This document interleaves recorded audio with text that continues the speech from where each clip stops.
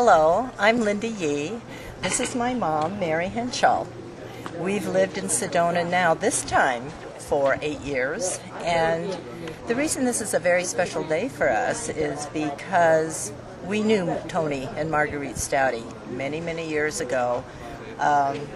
Mary helped Marguerite put on different events, didn't you, Mom? Remember, you worked in the kitchen, we helped clean her apartment, and Mom's stepfather, or Mom's husband at the time, my stepfather, is Stanley Henshaw, and he was the caretaker at the Doodlebug Ranch when the Staudes lived there. So we feel very close to them and to this place, and we were here when it was dedicated, and my sister tells me that Mom brought her to the dedication many, many years ago. So this is a special place for us. When I say we've lived here this time 7 years, we lived here before in the late 40s and early 50s. Our very first house was at where Exposure's Gallery is now. And Mom planted the willow trees, didn't you? Look at the camera and say you planted the willow trees. She did. And I learned how to swim across the creek there, or across in the creek. We called it Frog Hollow at the time. There were absolutely no buildings on what is now Gallery Row. It was all open range, and the cows and the kids walking to school had full view of everything as we walked to school there. It was a wonderful time to be in Sedona, and the only thing that has not really changed a lot are the magnificent views that we have here as we're sitting here looking. Fran Zimmer was the first caretaker for the Chapel of the Holy Cross and actually lived where the gift shop is now, and told us many stories before she died of living here and how cold it was in the winter, how hot it was in the summer, and how much she loved the Chapel of the Holy Cross. It was her home. The local landmarking of the Chapel of the Holy Cross is very, very important, simply because it was one of the first buildings that was built that had of such magnificent proportion.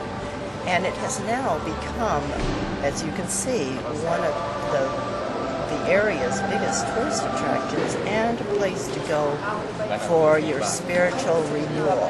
And her vision of that church with a cross that would be integral to the structure finally came to pass here, even though it was an extremely radical thought for the 30s, 40s, and 50s when it was finally built.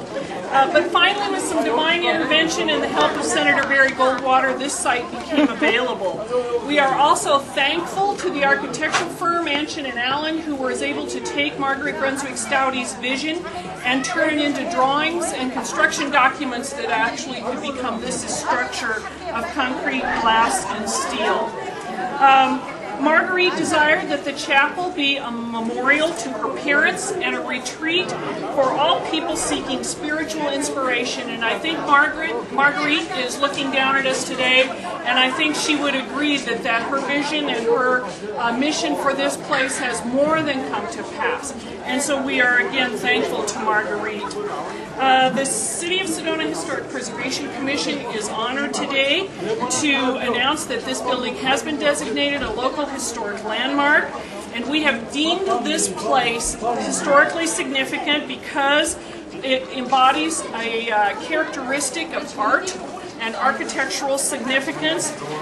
Again, the Chapel of the Holy Cross was designed by a very renowned architectural firm. It actually won an AIA, or Architectural Design Award, in 1957 when it was completed. The structure does qualify for the National Register of Historic Places, and we have just initiated that process, which will probably take a year or more. So we hopefully will be back in about a year or so to celebrate this place being on the National Register. I was on the Historic Preservation Commission for 2 years, did a lot of research on the Doodlebug Ranch where Tony and Marguerite Staude lived, and I feel that they knew that this place would become a very special place. And because it has now been designated, we will always have it forever and ever as it is. It won't be able to be changed.